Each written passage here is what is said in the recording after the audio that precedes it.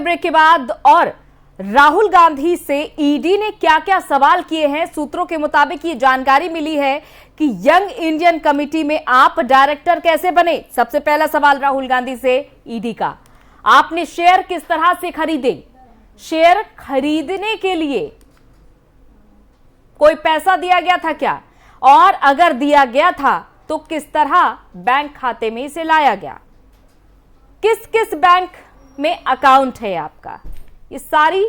ये सारी जानकारी जुटाई गई है आज सवाल के जरिए। क्या कोई बैंक अकाउंट विदेश में भी है? राहुल गांधी से अगला सवाल, यदि है तो उसकी जानकारी दीजिए। आपकी जायदाद कहां कहां है? क्या विदेश में भी जायदाद है? यदि हां तो उसकी डिटेल दीजिए। तो सूत्रों के हवाले से ये बड़ी जानकारी मिली है कि राहुल गांधी से ईडी ने ये सवाल किए हैं।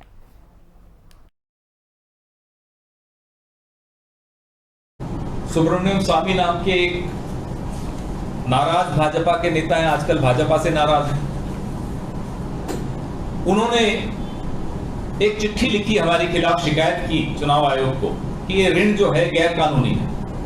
उस चिट्ठी के जवाब में चुनाव आयोग ने सुब्रमण्यम स्वामी को लिखा और कहा कि ऐसा कोई प्रावधान नहीं है कानून में जिससे इसको हम गैर कानूनी कहते हैं।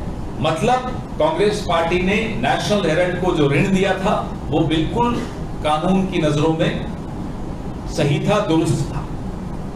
तो बताइए दिक्कत भारतीय जनता पार्टी को किस बात?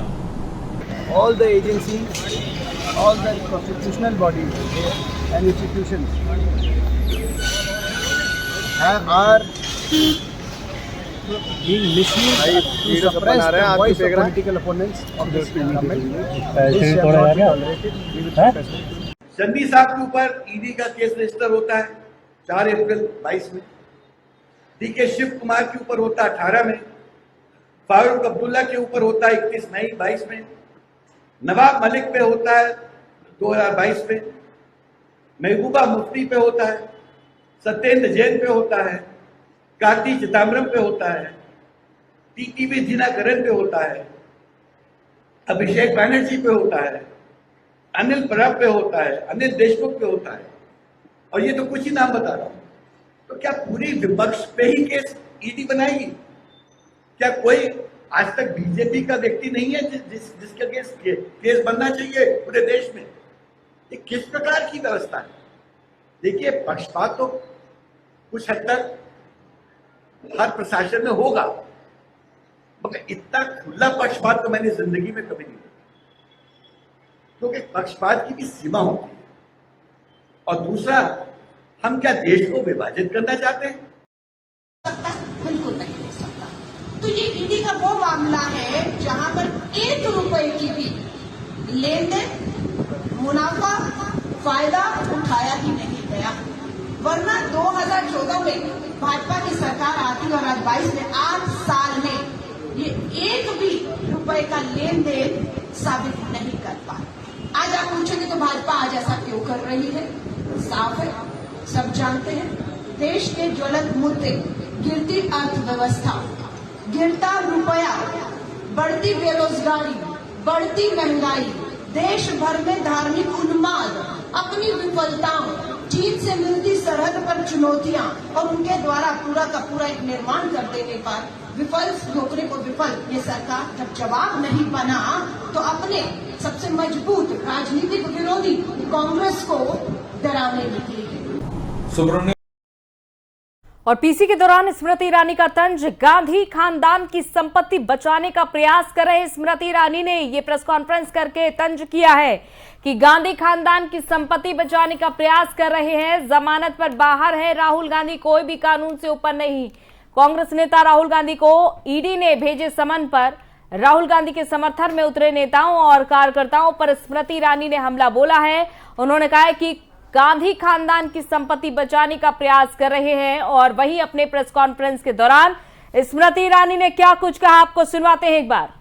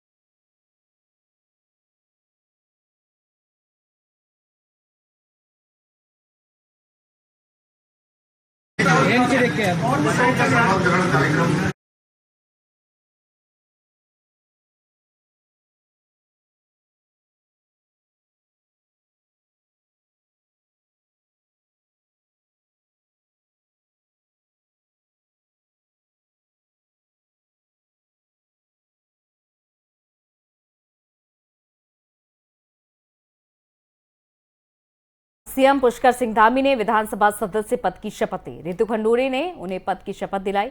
सीएम धामी ने संबोधन किया, उत्तराखंड को सर्वश्रेष्ठ राज्य बनाएंगे। कल से उत्तराखंड का विधानसभा सत्र शुरू होगा। चंपावत उपचुनाव में भारी मतों से विजय हासिल करने के बाद सीएम धामी ने विधानसभा में अपने विधायक पद की शपथ ली। विधानसभा अध्यक्ष रितु खंडूरी ने सीएम धामी को विधायक पद की शपथ दिलाई। शपथ के दौरान सीएम धामी ने उत्तराखंड को सर्वश्रेष्ठ राज्य बनाने की शपथ ली।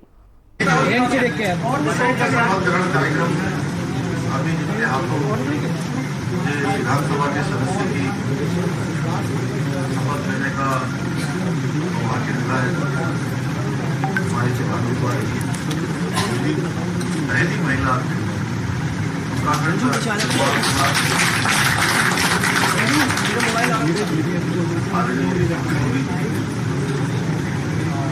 यहाँ पर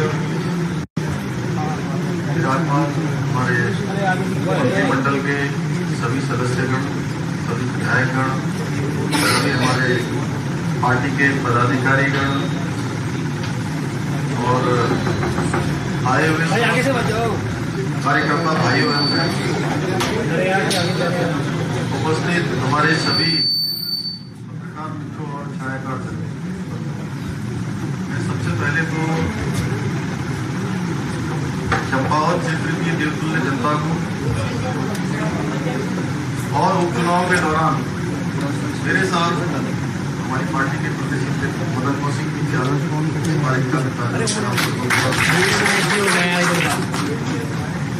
सर्वप्रथम चंपावत क्षेत्र की देवतुल्य जनता और उपचुनाव के दौरान मेरे साथ साये की तरह डटे रहे भारतीय जनता पार्टी के प्रत्येक कार्यकर्ता, प्रत्येक पदाधिकारी को मैं हृदय की गहराइयों से उन सभी को नमन करता हूँ, सबका अभिनंदन करता हूँ। मैं आज इस अवसर पर हमारे देश के यशस्वी प्रधानमंत्री आदरणीय मोदी जी का, भारतीय जनता पार्टी के शीर्ष नेतृत्व का एवं उत्तराखंड की 1.25 करोड़ देवतुल्य जनता का हृदय से धन्यवाद देना चाहता हूँ। और असदुद्दीन ओवैसी ने यूपी के सीएम योगी आदित्यनाथ पर निशाना साधते हुए कई मुद्दों पर अपनी प्रतिक्रिया दी है। ओवैसी ने गुजरात के कच्छ में रैली के दौरान कहा, पीएम मोदी से अपील है कि अदालतों में ताला लगा दिया जाए और जब सीएम तय करेंगे कि मुजरिम कौन है तो कोर्ट की क्या जरूरत। चलिए आपको सुनवाते हैं ओवैसी ने आपने आगे के बयान में क्या कुछ कहा। हम देख रहे हैं कि भाजपा के एक नेशनल स्पोक्स पर्सन ने टीवी पर बैठकर आज से 15 दिन पहले अल्लाह के रसूल सल्लल्लाहु अलैहि वसल्लम की शान में गुस्ताखी की, अनाप शनाप बकरा, उनकी तौहीन करने की कोशिश की। तौहीन कोई नहीं कर सकता इंशाअल्लाह ताला मेरे आका की शान में, कोई नहीं कर सकता, कोई नहीं कर सकता। आज में लोगों ने प्रोटेस्ट किया तो आपने आफरीन फातिमा के घर को तोड़ दिया, पूरे घर को तोड़ दिया। क्या कहा उत्तर प्रदेश की सरकार ने कि इसका बाप और ये जिम्मेदार है? क्या कोर्ट किस लिए है? फिर बताओ आप, अदालत किस लिए है? जज किस लिए है? पुलिस किस लिए है? अगर तुम तय कर लोगे 15 दिन से नुपुर शर्मा गिरफ्तार नहीं होती और हमारे खिलाफ जजमेंट दे दिया जाता है कि तुम मेन आदमी हो, तुम्हारे घर को तोड़ दिया जाएगा। हमारा घर तोड़ दिया तुमने, तुम कौन होते? अगर उसने किया, आफरीन फातिमा के बाप ने किया तो कोर्ट में चलाओ ना केस, सजा दिलाओ उसको, जेल में डालो, कोर्ट में कन्विक्ट कराओ। क्या उत्तर प्रदेश का मुख्यमंत्री